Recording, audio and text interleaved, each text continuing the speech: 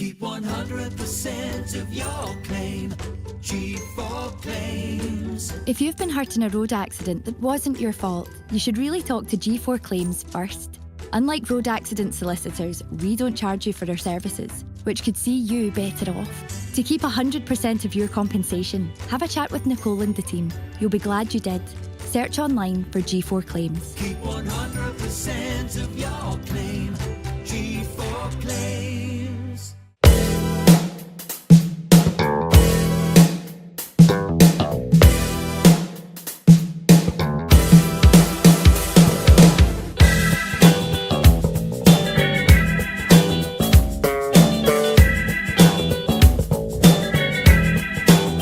Ladies and gentlemen, welcome back to the Sellik the Thunder podcast, episode number 38, with myself, Ryan Fitzsimons, and joined only by one man today on my left hand side, the man who's here and always here, Mr. Ryan McGinley. God bless me. God bless you. Aye. I'm here. You're here. That's what matters. You know, as long as we've got one person turning up to dissect everything which is great about Celtic Football Club at the moment, There's not much. Let's be honest. We've got so much to talk about. We'll get into it all, but very quickly before we do get into it all, thank you to G4 Claims once again for allowing us to use this beautiful space for today's podcast and every other podcast. Make sure to check out their links in the description below. It's also a Tim Cook special today, as we have two massive Apple logos blaring in your faces.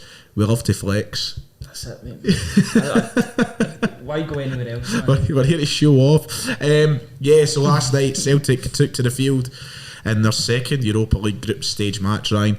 We took on Bayer Leverkusen in a game which we all knew wouldn't be easy. The golfing class between both sides is unbelievable. Bayer Leverkusen at the moment on fire in the Bundesliga, and certainly on fire at Celtic Park last night in a 4-0 victory.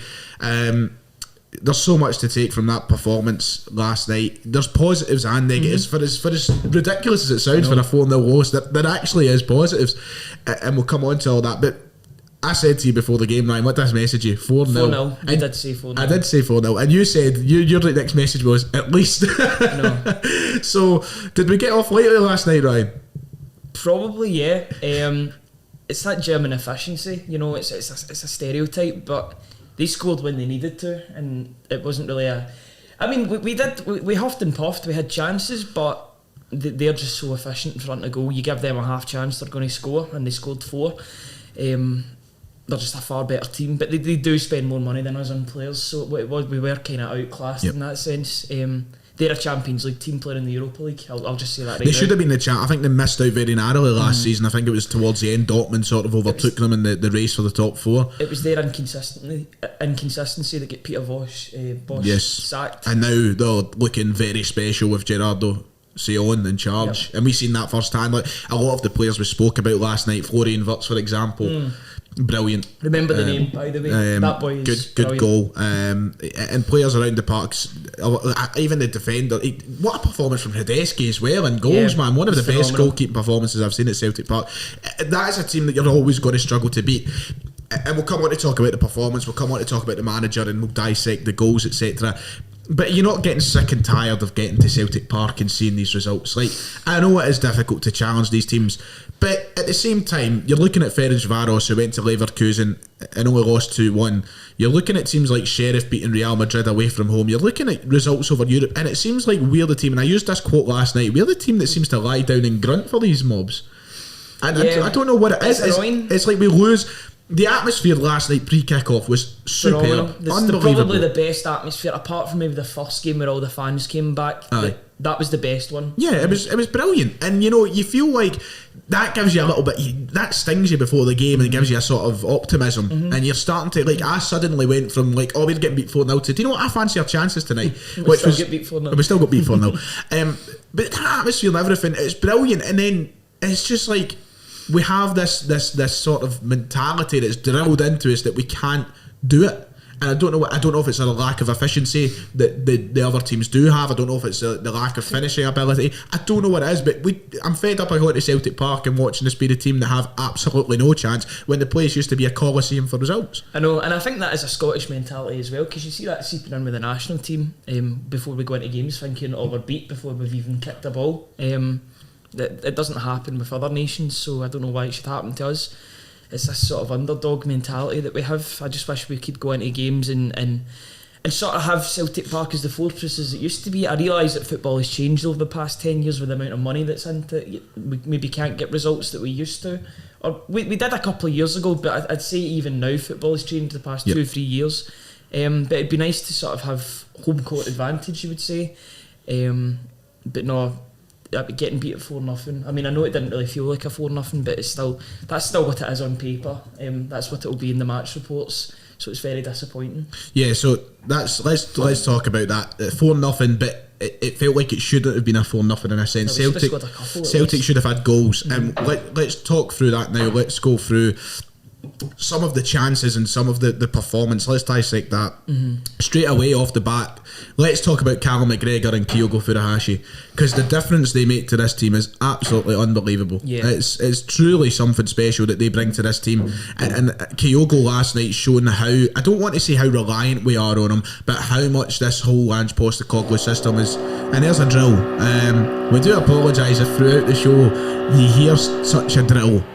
It's been on and off all morning since I've been in, and I'm hoping it's not going to be too bad. It's better than being on Zoom though. It's better than being in Zoom, it is. Hopefully when I look back in the post edit, it isn't as bad. Hopefully it just sounds bad because it's right beside us. Hopefully the mics aren't picking up. It sounds so loud. It does sound so loud, doesn't it?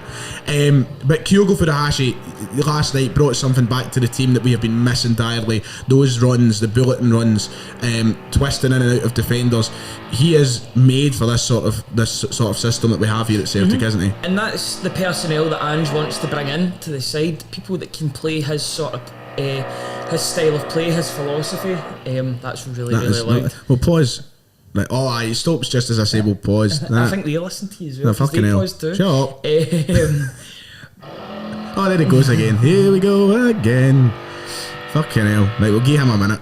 Right, there we go. Drilling's away.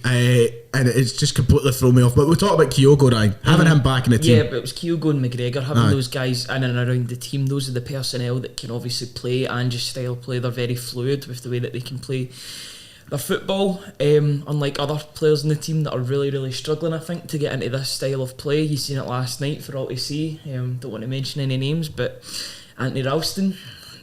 I want to address something from last night's video.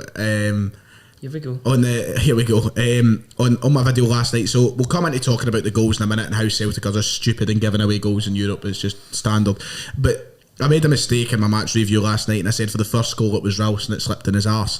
It wasn't Ralston that slipped in his arse. It was David Turnbull.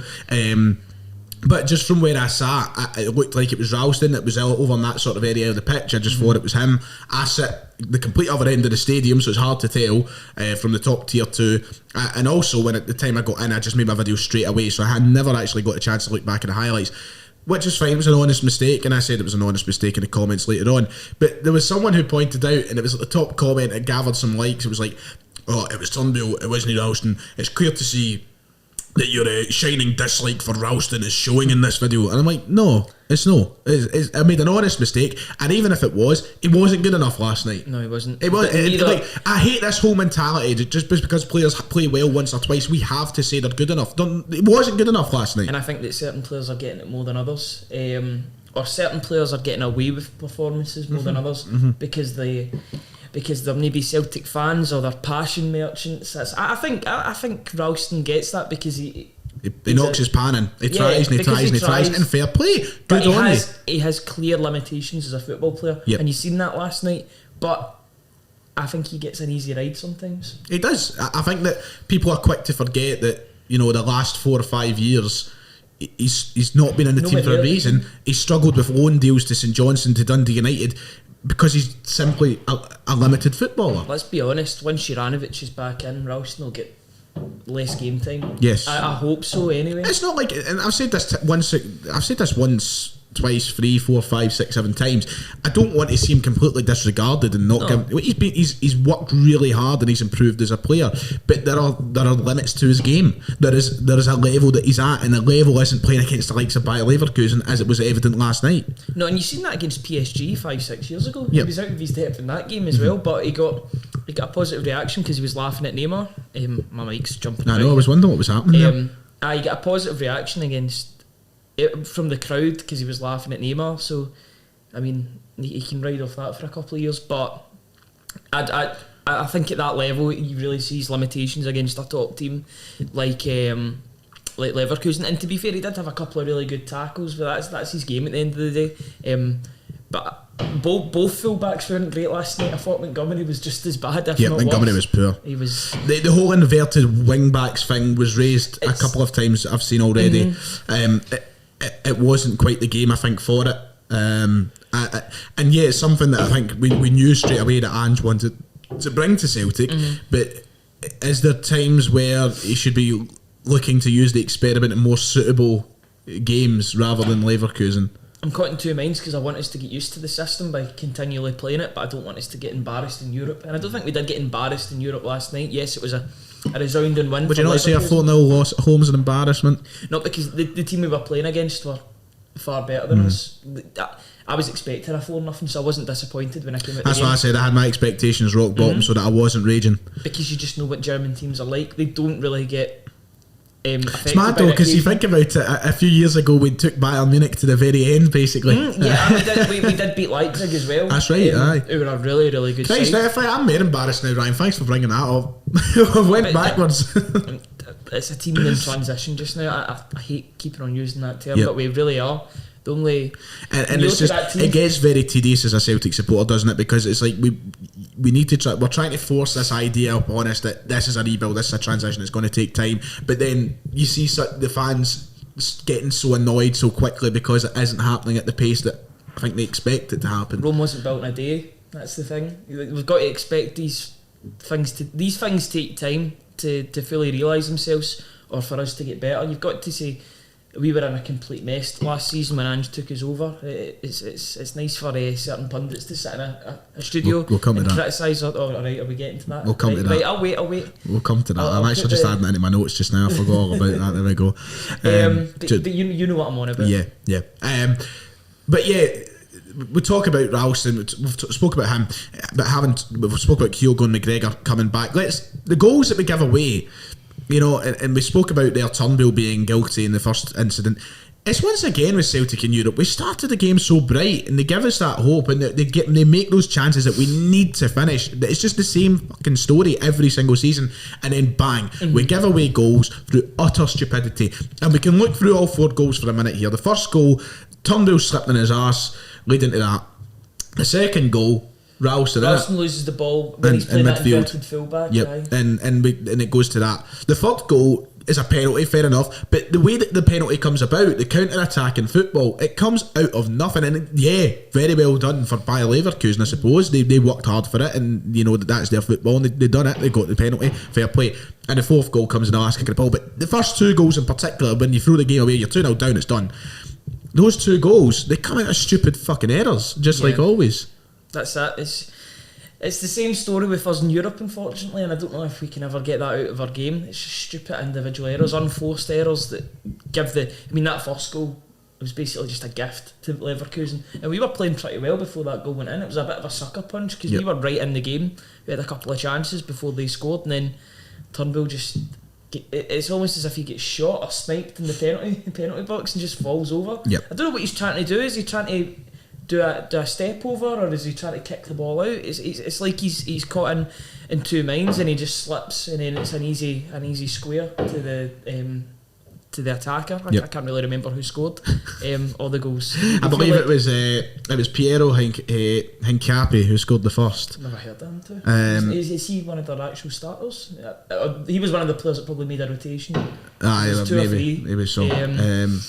But it was such an unforced error. And then the second goal, it's just Ralston in midfield. Again, it's a guy that cannot really play the inverted full-back role. That's why you need key personnel to play those styles of play, and we get punished because better players will feed. Well, you wouldn't get punished for that in the Scottish League, maybe not against the bottom 6 teams, but against the Leverkusen you're going to get punished if you dwell on the ball, and that's what happened. Yeah, 2 players. Let's talk about 2 players who I thought were not good enough last night, and have not been good enough for a while now. They've been empty jerseys. Tom Rogic and David Turnbull. They're both contributing to each other. They are both frustrated the life out of me. And I've been trying to kind of hold back a little bit in my match reviews for the last couple of weeks and saying, Turnbull wasn't great today, Rogic wasn't great today. But I'm fed up with it. They've been borderline, not good enough. They've not been trying, and they've been shit. Quite frankly, Tumble, who was our player of the year last season, is playing at we were at Livingston away, right? And I love these wee anecdotes. We were at Livingston away last week, and the guy in front of us was screaming at David Turnbull, giving him pelters, giving him abuse, and he used the quote, "You're no a fucking Celtic player, you're a Motherwell player." And I sat behind him, and I kind of put my head in my hands. I was like, "So this guy was our player of the year last year. Shut up." But the way that he's been playing the last few weeks, I'm finding it hard to dispute him now. He has been playing like a Motherwell player. He wouldn't get a game from Motherwell. I know, he wouldn't. That's offensive on Motherwell, in fact. Actually, I've been guilty of saying that a couple of times, or he's playing like a Motherwell player. But Motherwell are playing really well this season. I know, exactly. I don't really want to slag them. I feel actually bad saying that. And Rogic has went through the exact same situation as he went through last season. Rinse and repeat. And I said it when he was on the good form. We need to hope he keeps it up this time. I'm not going to get too head over heels about it, because it might happen. But I had the faith that because Ange was his manager, that this would actually go on. But he's doing it again. And two of them, I said we'd get overrun in the midfield last night, and we did. Mostly because those two can't fucking run. That's it. And do you know what's happening in the Scottish League as well? So, in my opinion, and I think Ange doesn't get a lot of criticism yet, but I think it's naivety on his part for playing those two. You've got to. This is though. Do you not think that this is where the board have let us down big time in that summer recruitment? Because I think the options are shit. The options are terrible. So McGregor's just came back. We're relying on McGregor playing in a role which he's good at, but I'd like to see him maybe moved up. We should have someone better than a McCarthy or a Sorrow, and we should have more options. Really that is, we look at Turnbull and Rogic are absolutely piss poor last night, and there's a wee bit of banging for you as well. Throw that in with the drill. Rogic and Turnbull are piss poor last night. So in any manager's eyes, you go, okay, we'll think about changing this and get them off the park. Who's our fucking options? McCarthy and Beaton. That's our options. That is do you know what year it feels like with those two as the option? 2016. 2016. That's how it feels like. That was the last time James McCarthy was good, and it was 2016. I thought he was good in 2013, and then he tailored off. And Beaton hasn't been playing at fucking centre mid since 2016. That is our options. The board have led us to the point where Ange's options are two rinsed out players. And the problem for me is that Beaton has been allowed so easily to get back in this team, albeit on the bench. He let us down at the start of this season in Midtjylland, and he's just been allowed to just waltz back into the team, just quite quietly allowed to get back into the team. That's what really annoys me. I think he should have been out the club, if I'm being... is that too harsh for me to say that? I think he should have been out the club after I would agree. I don't think he should still be here. Even if, not just for that incident alone, I just don't think it... Rangers as well was another big... was another big one. But the thing is, what I was going to say there, it's just slipped my head completely. I was going to make a point. Oh yeah, a lot of people. So I put up a tweet last night when they came on. I think your mic's shaking again. Get a wee steady. It's because of the hammering in it. I put up a tweet last night saying McCarthy and Beaton coming on. I am in hell. And I had a couple of people. Most people agreed with me because they can see the situation here. I'm not talking. Well, I'm not talking about the players. But a lot of people are making a point in the replies like, "How can you be moaning when Tumble and Rogic have been playing awful?" And I'm like, yeah, they've been playing awful. I want them to come off, not for fucking McCarthy and Beaton. No, that's the problem. My dad made a good point last night. Where is Ewan Henderson and all this? Now I know he's not the answer, but you remember when Rodgers left in 2018? Yep. Was that 2018? Yeah, 2019. 2019. God, they're full the same. Yes. 2019. Ewan Henderson had just came off a man of the match. That's a fucking loud hammer. That is. I mean, who hammers that hard? Fucking hell. Jesus. Anyway, only we're saying Ewan Henderson. Ewan Henderson just came off the back of a man of the match performance against Motherwell in Brendan Rodgers' last game for Celtic. He then played against Hearts away from home and he was really good. I think he got an assist for was that Lennon's first game with a last minute winner from Edward. Aye. And from then on it feels as if his development's been, or you've just hardly ever seen there's him. not been a development. He was on the quite honestly. Put it this way, he was on the bench when we had that COVID the Yep. whole COVID thing. Yep. He couldn't even get in the starting line. What has happened to him? Now, I know this sounds a wee bit desperate, bringing up a guy that hasn't had a competitive minute under Ange Postecoglou, but this guy was meant to be the next big thing, and nothing has happened. It's really, really disappointing. It's disappointing that we have to rely on players like Beaton and McCarthy now to get us out of holes. Because McCarthy came on the park last night and once again was awful. He lost the. Ange did not sign him. There was a situation. Oh no, of course not. There was a situation in the game where he lost the ball so stupidly. It's like, this is genuinely. Is that the one where he headed it into the box? I don't even think it is. He There's another instance. was like running with the ball and he just runs right into the Leverkusen player with it. It's like he didn't know how to release the ball. I don't know what it was that happened. I just remember sticking my head in my hands and going, fuck me. I don't know what he brings to the team at all. Nothing. He brings. If you want slows the game down. if you want to slow the game down, there's your option. If you want to fucking, he's the kind of player you bring on when you're sort of, I don't know. There's no reason. For us now, it'd be if we're 4-0 up. That's what you say, aye. But it doesn't happen very often now. I would say he's a luxury player without the luxury, really. Yep. There's no. He's not paying him a healthy wage in a 4-year deal. Joke's on us then. Joke is on us. Well, you heard that, and then you heard the story that Dermot Desmond was going to be more hands-on in the transfer. And that's why I hate this fucking board. We were talking about this last night. Protests are coming, by the way. The protests are coming. I can smell them now. We spoke about this last night, the boys I sit with the game, Kieran Hall being one of them. And we're like, I have fully given up, and this is the annoying thing, and this is the point. Let's talk about the bigger picture. This is the kind of last point I wanted to talk about on last night's game, the bigger picture.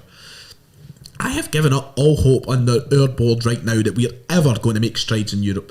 We are never, ever, ever going to see Celtic go past the last 32 of the Europa League with Dermot Desmond as a majority shareholder of this club, with Ian Bankier as the chairman of this club, with fucking Nicholson as the CEO of this club. We're never going to go further than the last 32. If we want ambition in Europe, it's going to take a complete takeover at Celtic Football Club. It's going to take owners with a fresh vision and idea putting the club first. Dermot Desmond is a fucking billionaire. I know. A billionaire, and he can't put his hand in his pocket for Celtic Football Club. And if I hate this whole, and it's not sustainable. It's not, we can't spend money. He's a fucking billionaire. He's genuinely one of the richest men in Britain. I know. And we cannot go any fucking further than this in Europe. But the problem is now, I feel like that apathy's still there from last season, that people just don't want to protest it. Maybe it'll take another couple of bad results for people to get fully annoyed again. But I feel like that volcano is very dormant now. It's always going to be there. There just needs to. I mean, we're going at the game on Sunday. It's a must-win. Fuck me. I know. Have you seen it? I've just 2.1 billion US dollars. Fuck me. I know. And we couldn't have put 3 million in the table for John McGinn or whatever. I know, and I seen that thing come up yesterday. It was the game that John McGinn scored 2 long-range goals against us when he was playing for Hibs. Aye. It was that, is it Little Z? That Little Z guy, the guy that does all the compilation videos in that. And you see this guy, and we haggled, what was it, how much was it, a couple 100,000 for him? 500 grand or something. I mean... unbelievable. But I've given up the bigger... Why do we expect... Well, we shouldn't expect us to do well in Europe because of the absolute contempt this board has for the competition. When we take risks every season in the Champions League, we don't get players in quick enough, and then you're just getting maybe 1 or 2 players in for the qualifying games, when we need 5 or 6, or like it was this season, 10 or 11 that we needed in at that point. I know that's not feasible. This board isn't fit for purpose. No. That's all I can really say. They haven't been for the majority of the decade, to be fair. So the bigger picture then, we sit now on 0 points after 2 games. The only positive we can take from, look, listen, reaching the next round is out the window. We're playing for the Conference League. We're playing for the Conference League football now. The advantage we have is Ferencvaros did go into lose again last night, so now it is neck and neck on 0 points for us with Ferencvaros. What a fucking excitement. Yeah, we should be able to beat Ferencvaros, but I'm scared of getting. We'll come on to that at the time when it comes to that podcast. I don't want to get guilty of saying we should win, because whenever we're in that situation, that's when we end up fucking it up. Yep. It is a 6-pointer against them. I know we've got 6 points. Oh my god! Actually, cut that out. It is actually a 6-pointer, Ryan, because believe it or not, we played them twice. Yeah, I know. I've cut that. It's staying in. No, it is absolutely staying in. That's funny. Can you tell I'm rough, boys? Are you rough? A wee bit. Did you have a drink? A tiny one. A tiny one. But I'm quite a small guy, so Ah, drink hits me quicker. Yeah. And it hits me harder as well.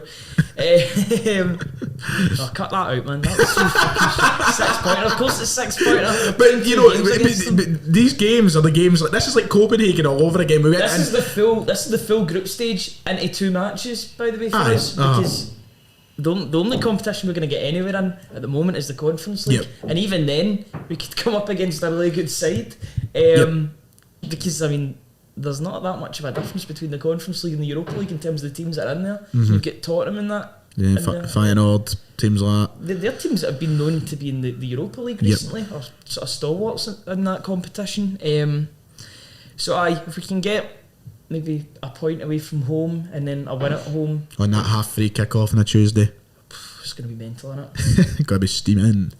Are you? It's gonna be decent. We'll get uni before it, so Decent. Have we got uni before it? yeah, it'll be a Tuesday, so Not that day. you can see who's going to drop out in this course and who's going to stay for the duration. It was always evident. Finally, last point. Questions around the manager. When should the doubt creep in? Do you think there is any doubt to creep in after last night? A wee bit. A wee bit. I think we'd be naive to say that There's not. there's not, because it's another defeat. But I don't think it really changes much. I think the whole doubt was there after Dundee United. We're at the same point that we were at last season, in my opinion, with this Aberdeen game at Pittodrie. It is a must win. Do or die. I mean, that one that we played last season, it was 1 each. Yep. And it felt like a defeat, and that was the point that a lot of people were wanting change. Now, I'm not going to say that for Ange, because this is the start of the rebuild, but Sunday's a must win. A draw is just not good enough. If this is the thing, I'm not coming out. We'll come on to the Aberdeen game. That's going to be one of the next topics, the next major topic. Sorry, I keep on doing that. No, don't worry about it, mate. Don't worry about it. It actually makes a nice transition, but sadly the camera's a bit cut off, so I'll need to do another transition anyway. I think a lot of people are already turning their back on Ange. I've seen a lot of it. I've seen a lot of people saying. But I think that's down to the media, because the media have already decided that he's not the man for Celtic. I think that takes a big part of it. It's like the media telling us there's no petrol left. But like people are panicking. People are panicking. I like that. That was a nice comparison. The thing is, there are clear signs that improvement has to be made, and Ange has to realise that he is not exempt from criticism. Because and he'd be the first one to say that. Yeah, but it's all well and good in him saying it though. We need to actually see it now, because he hasn't done enough, and I'm willing to give him that kind of that chance until he's got his proper team back, he's got players fit, and we can get a right proper good go at it. But Sunday is going to be very telling. Yeah, very absolutely. telling, and that might be the point where I even begin to doubt. But then you've got to balance up the whole thing, like, or do you scrap a rebuild 2 months in and then start again? You know, there's. Well, what would if there was to be a change? I mean, I'm not going to say sack him after Sunday, but the doubt will start to creep in, and it's very difficult to get rid of that doubt once it's crept in with the fans. Yep. It was difficult for Lennon. I mean, it lasted until February, but we all knew that had to happen. But do you really trust this board with bringing in somebody midway through the season? Because they'll bring in Gordon Strachan, I guarantee it. Well, he's already the advisor. Bring back your Lenny. They'll probably bring in Lambert as well. The two of them had plenty to say last night. Well, let's go and talk about that. So that was a nice wee transition there, Ryan. Neil Lennon last night on the telly, he was giving it big licks. I just said that there, that he had plenty to say. I've not actually watched the clip yet, so I've not seen the clip, but the article is very misleading. Did you read the article? No. Did you just look at the headline? Because he scunners me that much. That's why I deleted my tweet, because I put up a tweet. I retweeted the article saying, like, imagine my shock. But when you read the article, he's actually quite defending of Ange Postecoglou. Very well, not quite defending. He just defends Ange. That's the problem with the media then. Yep. Painting this picture. So he does say that, like, Celtic have problems in the park and all that, but he basically blames the players. He says it's no Ange's fault. So it is quite a misleading headline, but of course that's what they want to do. They want to make it out as if everybody's against Ange, and even Lennon's out for him, because that was the narrative everybody was expecting, wasn't it? That Lennon was going to come out the telly last night and give it, Ange is this, that, and say, blah blah, and he was going to be completely against them. So the article is quite misleading. It's by no means me defending Lennon. He still goes on in the article to talk shite, and he talks about a lack of style or something, and I'm like, are you joking? Grab people by the throat. Are you talking about him going, get off me? I Get off me. know Spunk Phone has been using that quite a bit. Oh mate, I can't. It's my favourite video. That's my question, by the way. This is my question that I want answered. Aye. Who is the Siamese boy? He's my Siamese boy. No, but have you seen him? Have you seen this guy? No, oh, that's mine. Sorry about that. You can tell that's a new laptop because you've not turned that off yet. No, because we've had great pantheon, and we've now got Siamese boy. Is that the one he replied to Spunk Phone in one of my tweets last night? I think. Yeah. I don't know who it is. The first time I'd ever seen him last night. No, I'd seen him a couple of times, but a lot of people are saying it might be Lennon's burner account. No, I'm not. I don't know. But why would you call yourself Siamese boy? Have you seen the picture? It's a pure Siamese cat. Get off me. I can't, honestly, best video ever. Like, I've had before we go on to talk about the Aberdeen game, let's have a bit of fun as we always do. I've used that video a couple of times now. So the first time I put it up was like, when a fly lands on you in your room, get off me. And then last night I put up the Lennon when Ange introduces himself, like, get off me. Right? And I've had on both of the videos, I've had a few people comment like, this is horrible behaviour, acting like a Rangers fan, poor man, blah blah blah. And I'm like, he's pissed. It's a video of a man pissed. Like, we've all been pissed. I do remember the outcry. As if nobody has ever seen a pissed man before. There was a whole after it, like, we were all kind of speculating because it was just a man who's just lost his job, and it turns out it wasn't that. It seems, you never know, but it's a funny video. Like, it is funny. Looking back on it, it's funny. Like the way the hat's hanging off his seat and everything. Get off me. It's a New Balance hat. He's just obviously not acclimatised to the Adidas deal at all. God bless. Right, let's move on to talking about the weekend then. Must win, as we've already kind of touched on. Aberdeen at Pittodrie. The first time Celtic will come up against former captain Scott Brown as well. An Aberdeen side who right now are in the same sort of situation. Started off the season with so much promise, questions being asked in regards to... Still are questions asked. Yeah, there was questions being asked at the start of whether or not they could challenge the big boys this season. When they started off quite well, they were doing well in Europe, but they have went into a slump just like ourselves. Challenging us for 6th place. Both teams are in massive need of a win, Ryan, but as we said, this could be the kind of make or break for a lot of the support on Ange Postecoglou. I'm not confident. You're not confident? I'm not confident. What reason have we got to be confident? The last time we won a league away match was Valentine's Day. February 14th was the last time we won an away game. Proof is in the pudding. We're not good away from home. We have become Arsenal away from home, basically. We have become like Arsenal a wee bit because we're too soft as well. Seen that last night. But we're absolutely pants away from home. It's a must win for both teams, you would say. So I expect Scott Brown to come out and have a really good game, and then all the revisionism will start after. You know what's going to happen, isn't it? He's got to boss somebody. He's got to boss fucking Tumble in the middle of the park. Is the problem. This is the problem, because we talk about all our players in the past. We've just stopped having it with regards to Lustig. Lustig should have been brought back, this and that. The fact is, these players are finished. Scott Brown was finished last season. There's no chance he could have been fucking playing this season for us. No, I know.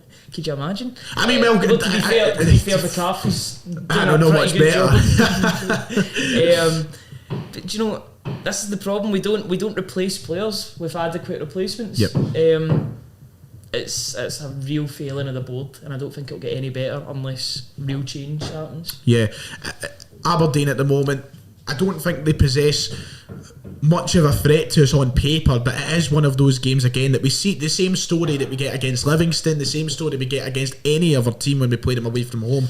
We just don't turn up. We aren't physical enough. We aren't brave enough, and we allow them to kind of get the best of it at small opportunities, and Aberdeen will take advantage of that. I'm saying on paper right now they don't really have, I think, they've been very, very poor moving forward, but it's one of those ones that you can just see it on the day happening to us, man. You could just picture Ralston at a right back, letting somebody fucking run through him, and then bang, you're down 1-0. It's just the way it goes. Problem is, we don't have much room for rotation as well, so the players that you've seen tonight will probably be the players that play on Sunday as well.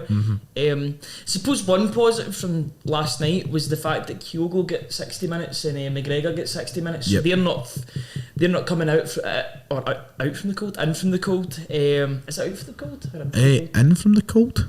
Is it? I don't know. I need to look up these sayings before I say them. In from the cold sound like. In what context are we talking here? They're back. So, they're in for the cold. From like injury to bring them back into the fold. Back into the fold. Is that it? Back into the cold. At first it was the cold, and now it's the fold.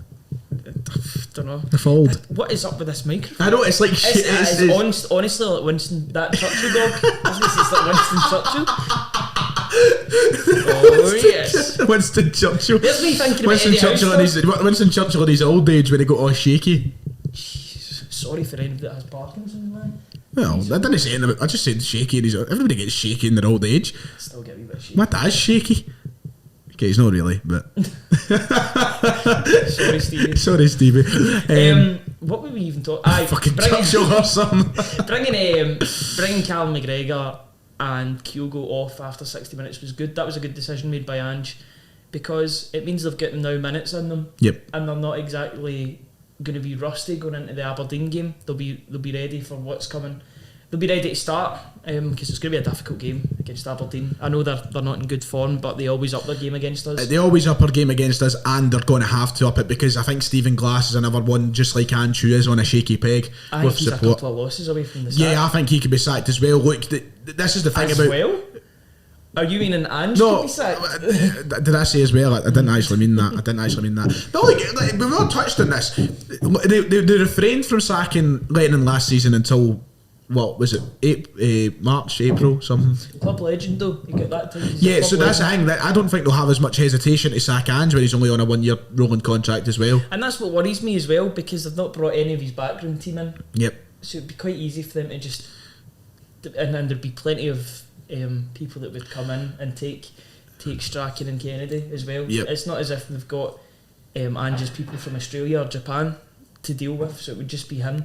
You can already see that sort of narrative beginning to take place. You could see that happening very easily, couldn't you? Aye. So Stephen Glass, the reason McInnes was sacked was because they stopped challenging for the cups. They weren't in finals. They were getting a wee bit stale. They're already out of cup, Aberdeen. They get beat against Raith Rovers. Yep, they're already out of cup. They're 7th in the league. They haven't won in their last 5. They won their first 2 games of the season, and they've not won since. Do you remember what I said before we played Livingston though? We love to kickstart. We do. We love to kickstart. This is where Aberdeen could really turn around their form and kickstart and it. we've had favourable sort of fixtures in the league so far. This is the difficult stretch now, and that's what really worries me, because we've got this game. We've got Fir Park when we're back. We've got Easter Road no long down the line. It's not ideal. It's not ideal at all. And it really could start me. So this is so much of a must win. Our best team has to play on Sunday. Mm-hmm. And I'm all for a rebuild, but a rebuild is challenging, or at least getting a wee bit close to Rangers this season. Not being at 6th or 5th or wherever. 6th place is not good enough. With the budget that we've got when compared to other teams, we should be at least 2nd, and that's not me being big headed. That's me being realistic. Yeah, it's expected of us to be at least 2nd, if not. Well, it's expected us to win the league every year. That's Celtic. That's what we do. But it's obviously not panning out that way so far. The thing that really annoys me is that we're already playing catch up, and to be fair to Rangers, they've not started the season that well either, but they're winning ugly. We can't win ugly. We either play well or we lose. There doesn't seem to be an in-between. Yeah. It's so annoying, because it's like we have to chop and change, don't we? 1 minute we're like, yeah, it's a rebuild, we're going to struggle, and then the next minute we're like, we should be fucking challenging. But the realistic part is, no matter what a Celtic rebuild is, we should still be 2nd at least. We should be 5th. Yeah. I mean, I know we're only 6-7 games in, but still we've not been good enough. Look at the teams that we're playing against. Yeah, we're expected to beat these teams. Yeah. These teams go through rebuilds every season when it comes to losing players, and it's not as if the players that we are bringing in are rubbish. We've actually got some really good quality players coming in that should be able to do the job. Better than Dundee United and Motherwell, who are 2 of the teams above us at this moment in time. It's just scanning them. The more we talk about it, the more fucking upset I get. It's just being realistic about the situation we find ourselves in at the moment. So the big question: do Celtic win at the weekend? Do we realise? Does the squad realise? Do we make? I think we have to play our strongest team at the weekend, right? We need to play our strongest team available on Sunday, but with this exception, one of the two in that midfield of Rogic and Tumble has to be dropped. I think they need to kick up the arse. They're holding us back, and I think once again Aberdeen have the potential to run us over in the midfield. Aberdeen have a better midfield than us at the moment. Brown, Easily. Ferguson and McCrory, innit? And Longstaff. And Longstaff as well. I don't know if he's injured or not. I've not really heard much about him since he joined. But right now, you would probably take Aberdeen's midfield over ours with the way they're. Well, to be fair, No, they're playing pish as well, right? They are playing pish, but there's no balance to our midfield at all. We've got two luxury players in Turnbull and Rogic. I think there needs to be a change. One of them needs to get brought out, and I think it will be Turnbull if that is the case. Because Do you think so? Rogic is always good at Pittodrie. It's just his ground, you know. And I know Ange obviously hasn't been to Pittodrie yet as manager. He's going on Sunday, but Rogic is good in that sort of tighter park, you know. He's good at getting something off. And I think Turnbull needs taking out the firing line. Okay. Because you can tell that he can't take criticism well at all. You can tell that he goes into himself when he's made a mistake, and you seen that last night. He really did struggle. Fair. Right, okay. I think one of the two have to be dropped anyway. If we had the situation where we could drop the two of them, trust me, I fucking would at this point. But we just don't have the numbers. Wait, that result. We don't have the numbers. We don't at all. Right, so you want to give a score prediction, Ryan? 2 each. Oh, he's not even gone for the win. Oh, I can't. Oh, I've actually gave us a positive result there because we've lost every other game away from home. Jeez. So a draw would be a better result than all the defeats we've been getting. Wow. But I've got to be realistic. I cannot see us winning this game. Right now, we are weak. We are mentally weak. Physically weak. Yep. We are physically weak as well. Yeah. We need a couple of arseholes in that team. And yes, Bring back your Bruni. or at least replace him with a hard man, because I don't know how much of How a many hard mans is there about nowadays, though? That's the thing. I feel like football's producing less hard mans every year. I know, but we need an all-action midfielder. And we What? said hard men just there. I said hard mans every year. It's hard men, isn't it? It's true. I'm just speaking normally as That's filth. How's it filth? It's not my fault that your head is going to a dirty place. It's not a dirty just because I'm talking about hard men. What? No, nothing. I'm 24, by the way. I shouldn't even be laughing at shit like that. I'm 21. I shouldn't be making jokes like that. True. Both at fault. Mistakes were made. We go. Midfield's just too weak. Physically weak. 2 each. 2 each. Okay. Well, I will give my prediction in my match preview video tomorrow. I love that. You keep the viewers on edge. Yeah, Like, got watch the to. latest Even though video. like the match previews for games like this, just nobody cares about. It's great. Podcast does the job nowadays. Being on a Friday, it makes like there's no point in doing a match preview on a Saturday because I basically do it in this video. Like I could just upload this section of the pod, which I did last week. I did The that. problem is we never got to speak about the Dundee United game though.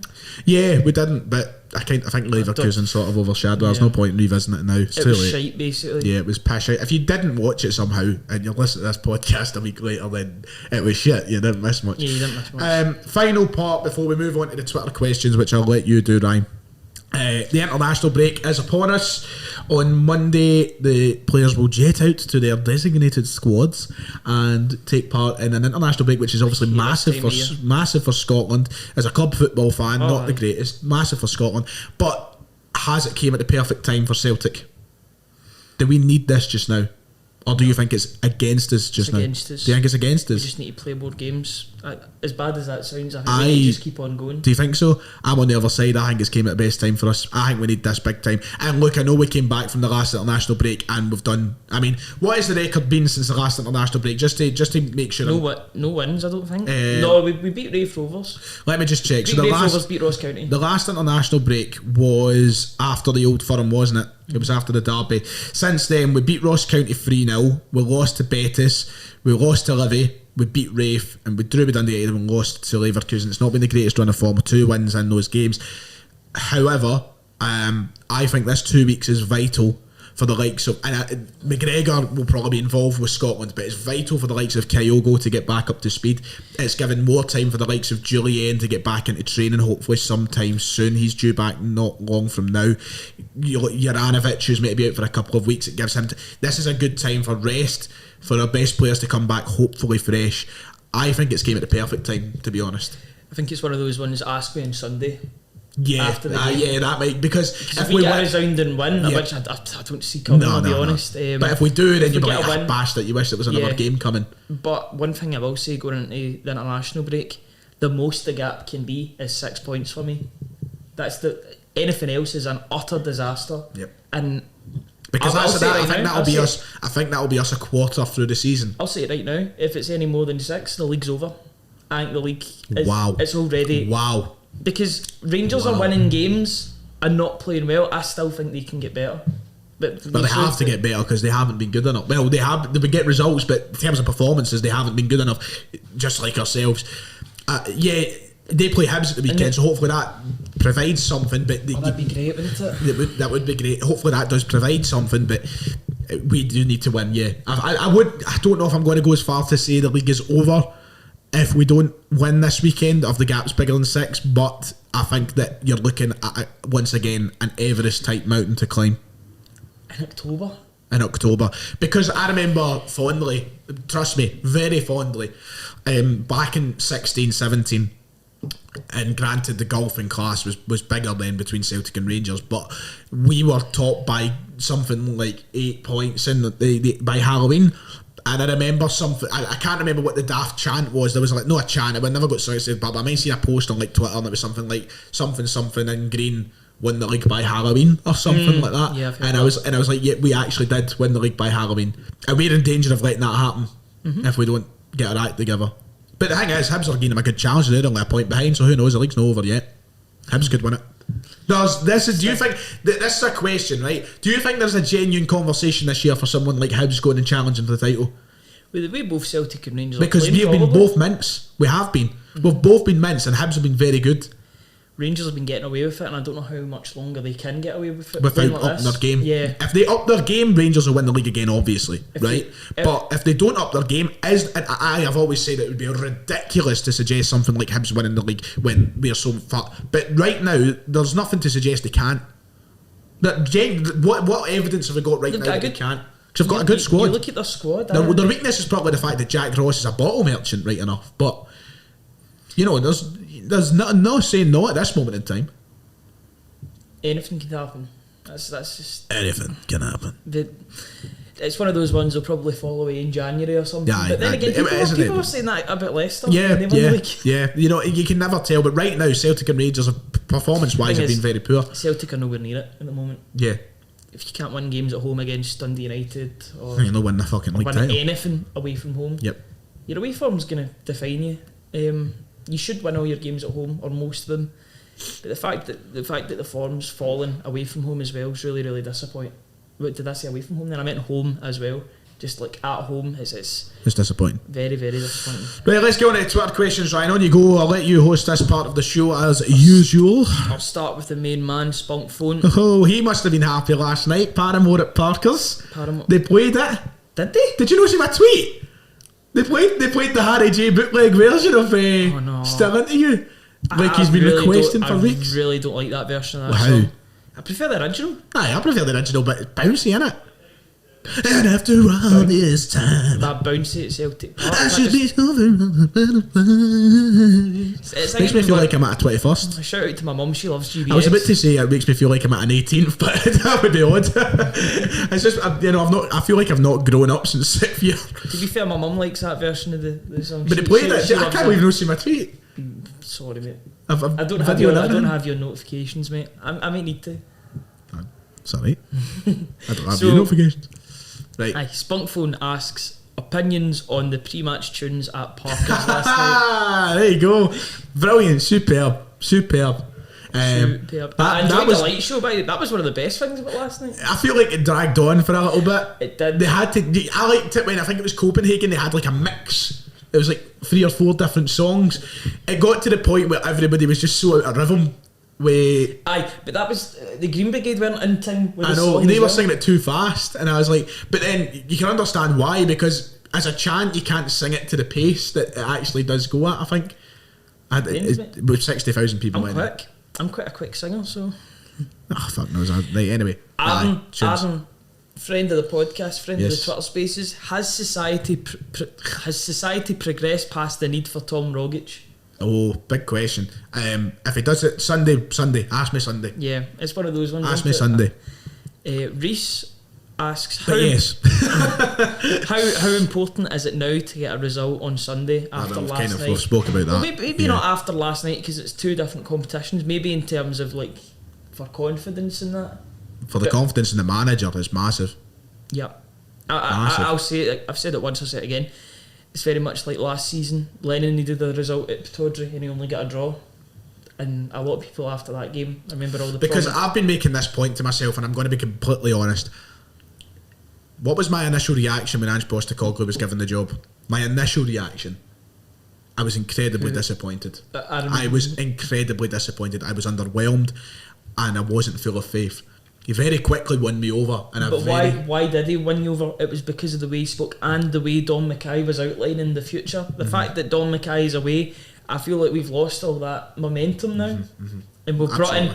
Good point. It's complete cronyism that we've brought in Michael Nicholson as well. And I feel like I'm ranting again. I The can't point, be arsed the point that about I've been thinking to myself over the past few days is there was a reason that I was underwhelmed and disappointed, and now it might be easy for me to once again become disappointed. I don't want it to happen. I don't want it to go that way, but it could be very easy. Yeah. I'm not saying it has happened, but it could be easy. I think we're steering. We're on the edge of a cliff here at this point, and it could get worse before it gets better. Unfortunately, and I don't want to be like that sort of bearer of bad news and that, but is it the bearer of bad? You're right. Yes. I'm Stop doubting myself yourself. now. I'm doubting myself now. That's me. Too anxious, you. That's it. It's that anxiety, mate. But it could get worse before it gets better. Yeah, it could. Right. She asks, how many midfielders do we realistically have to sign in January? 4? 4? Oh, Christ. I'm kidding on. Jesus. I'd say another 2.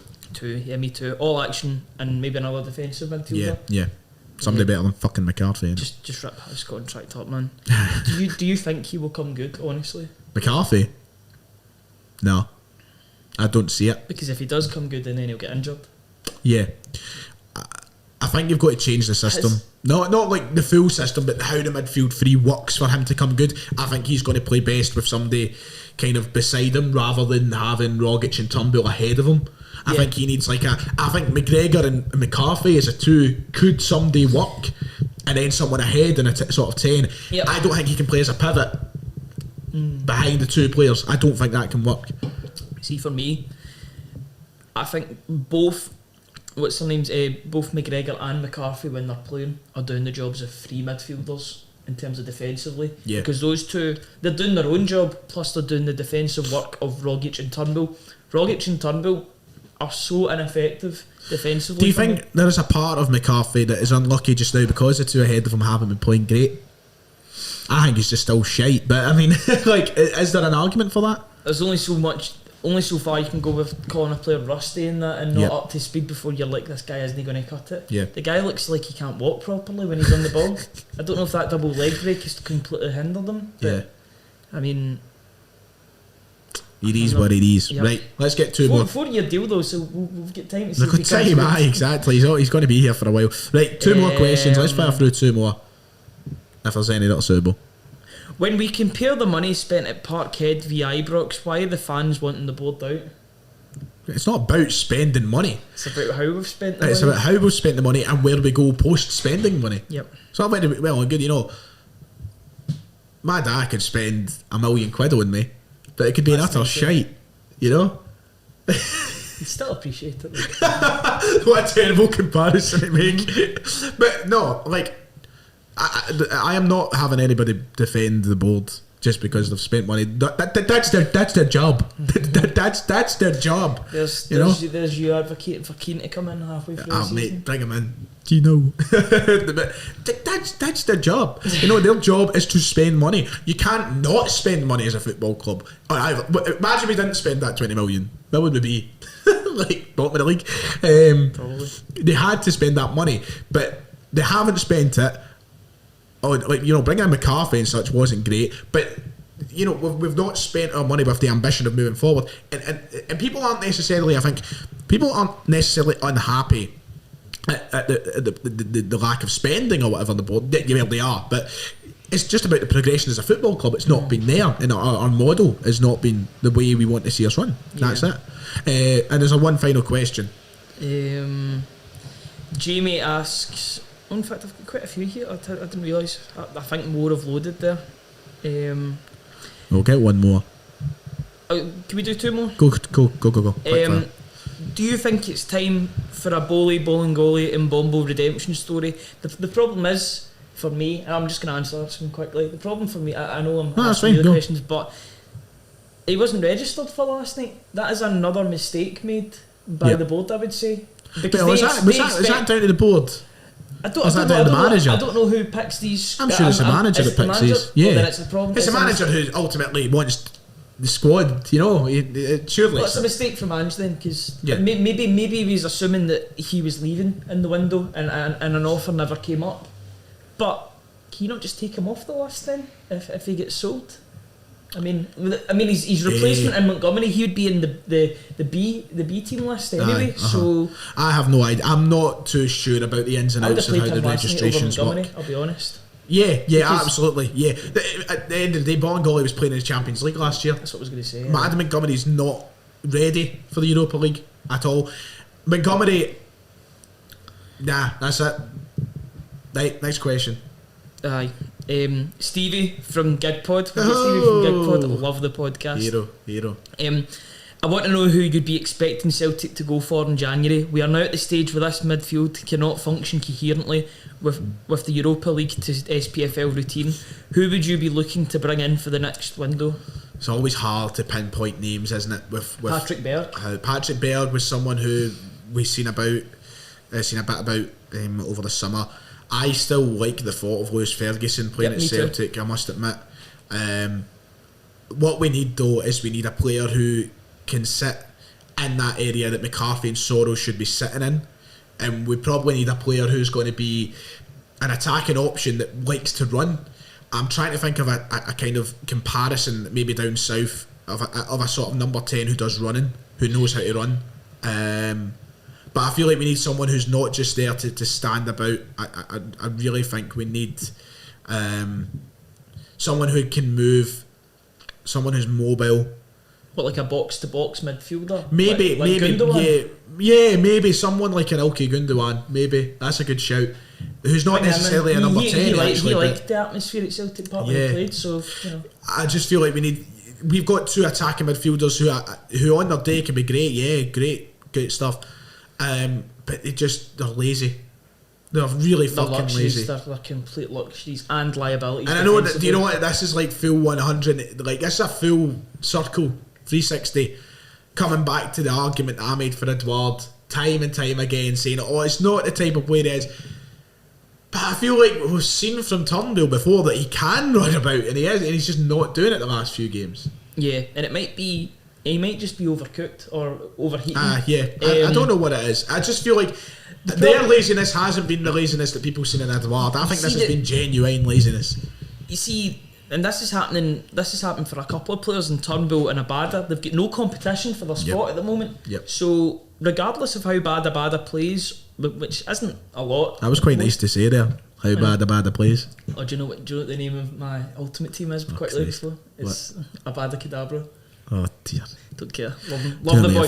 But Turnbull and Abada, regardless of how poorly they play in a game, they know that they'll be in the squad for the next game or the first team for the next game because there's no competition. Yep. Obviously Forrest hasn't came back from his injury. That's very concerning, and it does make me think, what is he going to be like long term? Is he going to keep on picking up injuries like he did at the start of his career? Yep. Age isn't obviously on his side. Wingers have a very short lifespan. They're one of the first ones to go. You see that players like Theo Walcott, once they lose their pace. The more you spoke there, the more you sounded like we're talking about actual death. Lifespan and first to go. Sound like a Morrissey song, don't it? I'll never double-decker That's actually quite a good impression. crashes into us to die by your side. Oh my god, that went really bad there at that point. To die by your side. I'll get second-hand embarrassment for you singing that. And if a 10-ton truck. There's the camera going. I know it's been away for the. I was going to do the last bit as audio only. Oh, right. Is that your new song? Put that on Spotify. Is that my first hit single? Yeah. To die by your side is such a heavenly way to die. So is that still recording? Aye, it's still recording. Let's go into the quiz to end off. Is this just going to be audio only? Aye, audio only. Aye. Thank fuck, because I'm sitting here cringing because you've just sang like 30 seconds of a song. I would never do that. I'd sing maybe 5 or 10 seconds. You've went full pelter. You've got confidence, boy. I'll give you that. Mate, I'll tell you, I love the karaoke. So do I, but I like it with a drink in me. I could do it sober. I want to be a performer, you know? A performer. Yes, I want to be a star. I wish they'd still done Stars in Their Eyes. Tonight, Matthew, I'm going to be Elton John. Woo! I walk away and I come out and I've got all the fucking I grew up hero. with that show. I remember watching it. Who would you be? Here's a good question. Who'd you be if you were on Stars in Their Eyes? I want to hear in the comments who you'd be. Kendrick Lamar. Oh, fuck. Fucking hell. Did you see he's doing the Super Bowl? Is he? He's one of the 5 people that 5? Fucking hell, so it's doesn't like it? Kendrick Lamar, Mary J. Blige. Who? How do you not know who she is? Who? Are you kidding? Mary J. Blige? I don't know, I'm going to have to do a wee bit of Googling here. Who? Is that how you spell it? Who the fuck's this? Who's that? Dr. Dre, Kendrick Lamar, Eminem, Mary J. Blige and Snoop Dogg. I take it she's a rapper? Yes. I'm not in Rapper it. slash R&B singer. As my dad would call it, crap rather than rap. Your dad's really showing his age with stuff like that. No. Every time I'm like, it's rap there, he goes, crap I call it. Aye, Mary J. Blige, never heard of her, mate. Honestly, never heard of her. This has went off a cliff. it's like your form, man. I want to start just a podcast where we just talk about random shit and I start singing like Morrissey. Please By your side. stop doing that.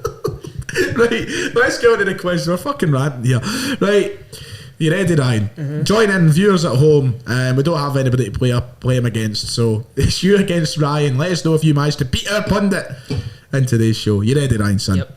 Okay, your quiz today, German themed but Celtic related, of course. So here we go. Question number 1. Former Celt Andreas Thom played internationally for both East Germany and the Unified Germany. How many other players did this? I'll give you 3 options. Was it 5, 6 or 7? For Celtic? No, just in general. How many players Go for managed to 6. play for 6? You're wrong. The correct answer is 7. You were close. You're close. What part did German... And this is where I've got to get this right. What part did the German Kurt Tessenschär play in Celtic's history? Or is that Tessenschär? Kurt Tessenschär and play in Celtic's history. Was it? He was the first German goalkeeper that Celtic faced in Europe. He was the first referee in the in the 1967 European Cup final. Or he was Andreas Hinkel's agent. I'll go for B. The referee in the cup final. Correct, he was. He was the referee. Seemed like in the the cup only final. one that would be. Well, it could have been Big Hinky's agent. What German side did Celtic meet on the way to the 2003 UEFA Cup final in Seville? Cologne. Wrong. It was Stuttgart. Oh, fuck. Aye, unlucky. 1 out of 3 so far. The first time Celtic faced Borussia Dortmund, which ex-Celt was in the German side? Was it Murdo McLeod, Alan McInally or Paul Lambert? McInally. It was Murdo McLeod. I knew it couldn't have been Lambert because he's only there for You a can't, season. your viewers at home, you can't be doing fucking, you must be doing shit if you're not beating them now. Right, question 5. Which German side did Hoops legend Lubo Moravcik play for? Duisburg. Correct. 2 out of 5 so far. Which side did former Cel Andreas Hinko join on his return to Germany from the club? So who did he leave Celtic for? Oh no. So who did they leave Celtic for? Yes. What side? Is there not a choice from 3? Okay, Eintracht Frankfurt, Freiburg, or Hertha Berlin? Freiburg. Yes, correct. Wikipedia, remember these things. It's when you see the teams. Yep. Which former Celt played in Germany and also played in a World Cup final? Was it Marvin Komper, Juninho, or Edson Braafheid? Edson Braafheid. Yes, correct. Right back for the Netherlands. The Netherlands. Fell out with Tony Mowbray. Bayer Leverkusen beat which side to win the UEFA Cup in 1988? Was it Espanyol, Real Betis, or Deportivo La Coruña? Betis. No, it was Espanyol. I think there's actually maybe 12 questions. I'm not sure. Which ex-Celt was born in Germany and played most of his football there, but starred regularly in the Asian Cup at international level? Was it Mark Viduka, Chadu Ri, or Ki Sung Young? By the way, I must quickly say I only got one wrong in this whole quiz when I done it. Is it Chaduri? It is Chadu Ri, yes. He played a lot of his football in Germany. Yeah. And finally, where will the 21-22 Europa League final be held? Not German related, really. Seville. Seville is correct. So Ryan, you managed to get the referee question right. You managed to get Duisburg, you managed to get Freiburg, you managed to get Braafheid, you managed to get Chaduri, and you managed to get Seville. So you got 5 out of 10. So there you go. Viewers at home, Now I'm usually quite good at quizzes, but let us know if you beat our pundit. probably did. If you're over the age of 26, you probably Yeah, he probably did. And that does it. That's us at the end of the show. We have been audio only for, of course, the last sort of 10 minutes. I hope Thank you... God. Aye. It's bedlam in here.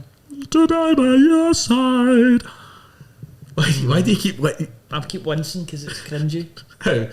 I don't know. I mean, Ready for double-decker biscuit. double-decker bit. What? End podcast, please. If you have been listening on YouTube, please make sure to hit like and subscribe. If you've been on Spotify, please make sure to follow the show, keep yourself notified, and share it out with your pals. Hopefully the Your next... family, your friends, your relatives, Your family or your relatives, your pets. your pets. I know Daisy has featured in a couple of these. She has, actually. She has. But Daisy's the start of all this problems for me personally, though. And this sounds terrible. I came to the conclusion the other day that my life has been on a significant downfall since the injury of Kyogo Furuhashi. I don't... I thought you were going to say since you met me, because our form has been shite. No, it ever has since we been, started aye. speaking. But like, see, since Kyogo's been injured, it just, everything in life has went down. Which, that's quite deep, innit? That's quite deep. But It's very deep. and But it's just not concerning been that as fun. your well-being is so focused around one guy who you Well, didn't even know him 3 No, months I'm not ago. saying necessarily that, you know, that it's his fault. I'm just saying that everything seemed to have coincided with his injury. Aye. Aye, that's how it's went. Anyway, we're Let's going keep going. down. We're going down rabbit holes here. Ryan, thanks very much for joining me, mate. And yeah, thanks for listening. We'll see you all next time.